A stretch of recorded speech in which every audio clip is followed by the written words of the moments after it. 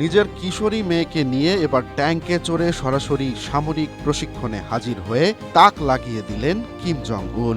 দক্ষিণ কোরিয়া ও আমেরিকার যৌথ সামরিক মহড়ার কড়া জবাব দিতেই এই প্রশিক্ষণের আয়োজন করে উত্তর কোরিয়া।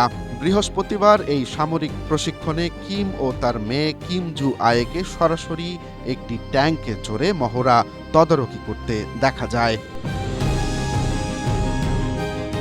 রাষ্ট্রীয় সংবাদ মাধ্যমের ছবিতে দেখা গেছে বাবা ও মেয়ে দুজনেই কালো চামড়ার জ্যাকেট পরে একটি জলপাই রঙের ট্যাঙ্কে বসে আছেন। কিমকে হাসি মুখে ট্যাঙ্কের উপরে বসে থাকতে দেখা যায়, আর তার মেয়ে ট্যাঙ্কের হ্যাচ থেকে মাথা বের করে চারপাশ পর্যবেক্ষণ করছিল। স্ট্রবেরি সুপার ডটেড ও ক্লাসিক ভ্যারিয়েন্টে সেন্সেশন জাগুক শিহরণ। এর মাত্র কয়েকদিন আগে তারা একসাথে রকেট লঞ্চার সিস্টেমের একটি বড় পরীক্ষা তদারকি করেছিলেন এবং নিজের হাতে পিস্তল চালিয়ে লক্ষ্যভেদ অনুশীলন করেছিলেন।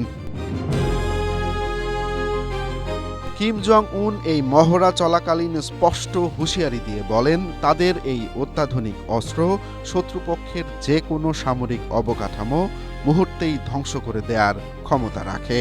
প্রায় ১৩ বছর বয়সী জু আয়ে ২০২২ সালের শেষ দিক থেকে বাবার সাথে প্রায় সব গুরুত্বপূর্ণ সামরিক ও রাষ্ট্রীয় অনুষ্ঠানে অংশ নিচ্ছেন।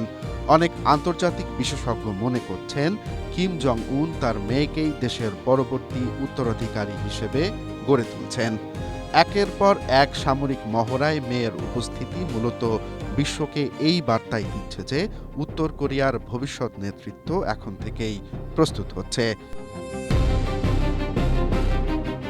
Romance Talukdar, Asia post.